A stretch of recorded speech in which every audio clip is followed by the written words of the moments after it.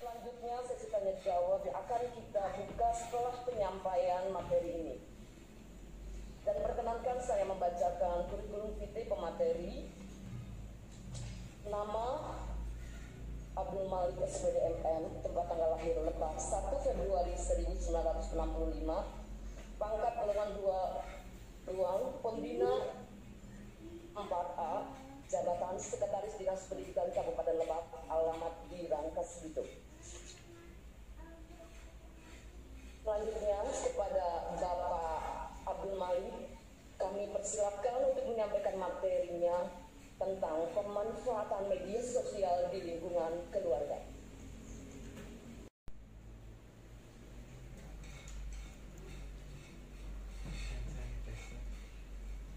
Terima kasih pada pembawa acara, dan ini merupakan kesempatan ya bagi saya, tadi sudah disampaikan oleh pembawa acara.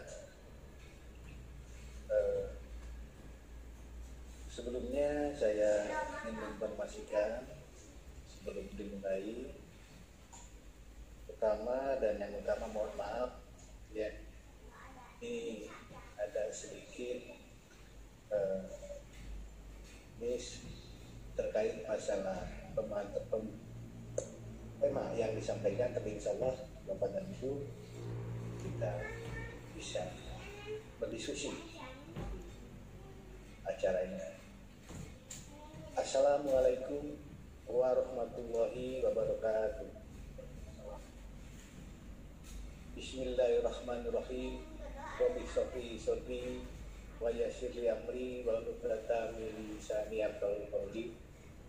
Qala Allah Ta'ala fil Qur'anil Karim, Bismillahirrahmanirrahim. Tansurullah yansurkum wasabit aqdamakum. Ada Ketua DWP Kabupaten Lebak yang saya hormati dan yang saya banggakan, Ketua Panitia Hari Ulang Tahun DWP yang ke-21 tahun 2020 beserta jajarannya yang saya hormati dan juga yang saya banggakan, para Ketua DWP,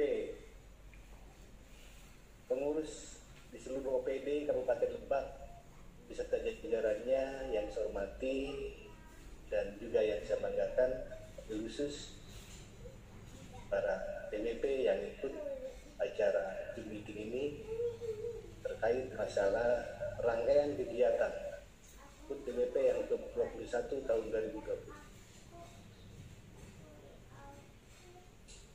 Hadirin yang berbahagia, saya akan mengambil sebuah judul pendidikan keluarga di era digital. Next.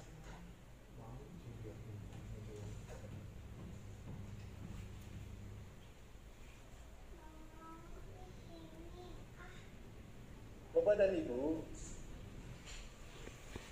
di sini Undang-Undang Nomor 20 Tahun 2023 tentang Sistem Pendidikan Nasional. Ini adalah sebuah dasar bahwa pendidikan nasional dilaksanakan melalui 3 jalur yang perlu kami informasikan pada seluruh yang mengikuti Zoom meeting ini. Yang pertama adalah pendidikan formal. Pendidikan formal yang jelas itu sudah pada paham semua, mulai dari SD, SMP, SLTA sampai dengan perguruan tinggi.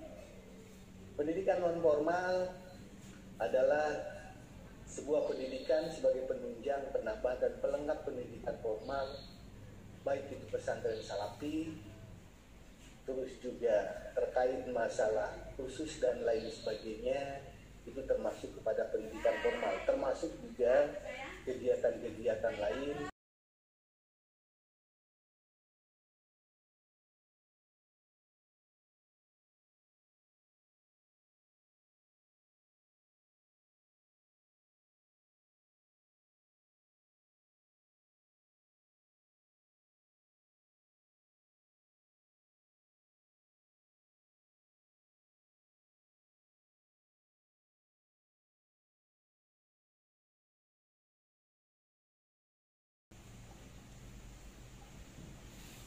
Saya tahu orang tua pengen yang terbaik buat anaknya, tapi jangan-jangan orang tua pengen yang terbaik untuk dirinya.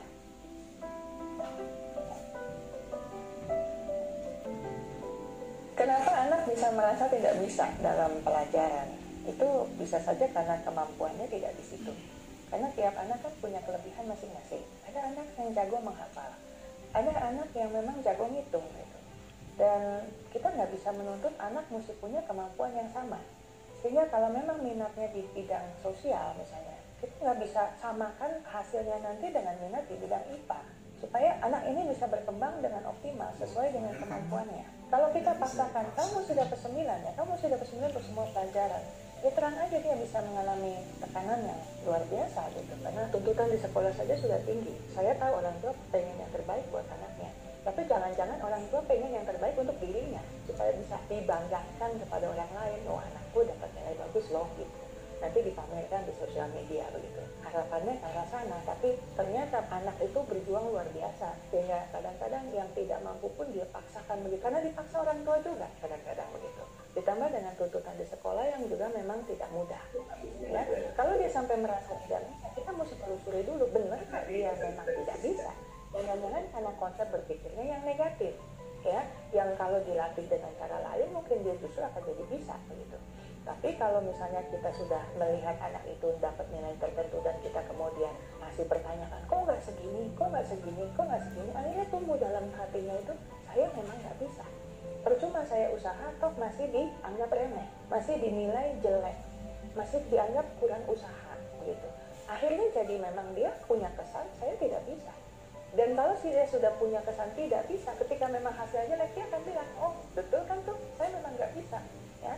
Jadi kalau untuk kasus seperti itu ya mestinya orang tua, guru atau siapapun yang ada di sekitar dia tidak memaksakan untuk harus bisa sampai skor tertentu yang tinggi sekali, tapi usahakan yang terbaik. Nah, apapun yang kamu sudah kerjakan yang terbaik, papa mama tetap bangga sama kamu. Orang tua, guru tetap senang dengan usahamu karena yang terbaik adalah itu. Dan kalau memang kita tahu dia punya kelebihan di bidang lain, ya kejar di sana supaya memang jadi luar biasa.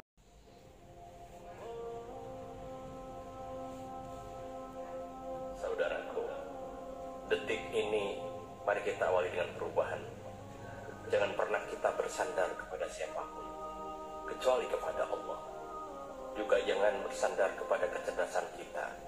Apa artinya kecerdasan tanpa pertolongan Allah? Jangan bersandar kepada harta yang kita kumpulkan. Mudah bagi Allah untuk mengambilnya. Allah berkali-kali meneguhkan janjinya. Wa may yattaqillaha yaj'al lahu makhraja. Barang siapa orang yang benar-benar bertakwa kepada Allah, maka baginya jalan keluar dari setiap kesulitannya, jalan keluar dari setiap persoalannya. Persoalan itu akan diberi jalan, bukan karena kita pandai, bukan karena kita kuat, bukan karena kita kaya. Justru jalan keluar itu datang buah dari ketakwaan kita. Mengapa orang yang pandai banyak yang sengsara? Mengapa orang berharta banyak yang sengsara? Karena persoalan tidak akan bisa dipecahkan